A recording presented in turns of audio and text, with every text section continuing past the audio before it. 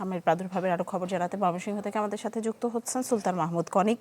Conic, জানাবেন যে ময়মনসিংহে হাসপাতালে যে সকল রোগী ভর্তি আছেন তাদের কি অবস্থা এবং সার্বিক কতজন রোগী ভর্তি আছেন সব মিলিয়ে জানাবেন।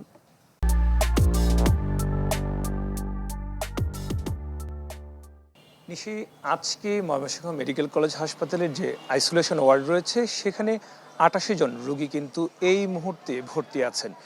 তো জানিয়ে রাখি যে গত ১৫ মার্চ থেকে আজকের দিন পর্যন্ত এই ময়মনসিংহ মেডিকেল কলেজ হাসপাতালের বিশেষায়িত এই ওয়ার্ড খোলা হয়েছে শুধুমাত্র যারা হাম আক্রান্ত হয়েছেন এবং উপসর্গ নিয়ে যারা ভর্তি হয়েছেন তাদের জন্য।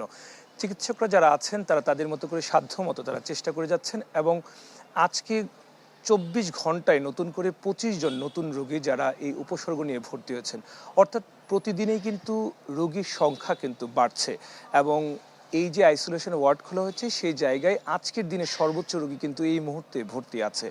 আর এই সময়কার মধ্যে ১৩ জন শিশু উপসর্গ এবং হাম আক্রান্ত হয়ে মারা গিয়েছেন। এই প্রকোপ মোকাবেলার জন্য সরকার দেশের বিভিন্ন জায়গায় যে হাম রুবেলার টিকা কার্যক্রম অব্যাহত রেখেছে সেই জায়গায় ময়মনসিংহ জেলার ৩টি উপজেলায় সদর এবং ফুলপুর উপজেলা এবং আরেকটি উপজেলায় ৩টি উপজেলায় কিন্তু এই কার্যক্রম চালু করেছেন এবং ময়মনসিংহ সিটি কর্পোরেশনেও এই কার্যক্রম অব্যাহত আছে।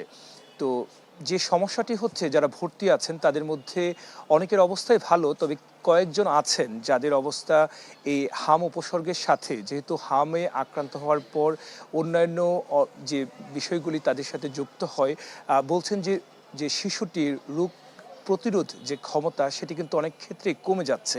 সেই কমে যাওয়ার ফলে অনেকের যখন ঠান্ডার থেকে শ্বাসকষ্ট দেখা দেয় সেই জায়গায় অনেকটা সময় ক্রিটিক্যাল হয়ে যাচ্ছে বাচ্চারা।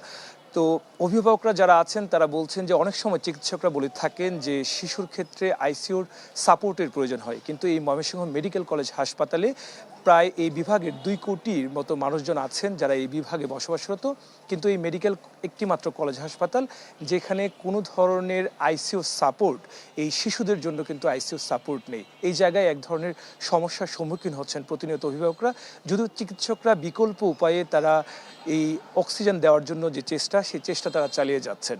তো সর্বোপরি অবস্থা কিন্তু দিন দিন অনেকটাই খারাপের দিকেই যাচ্ছে বলা চলে।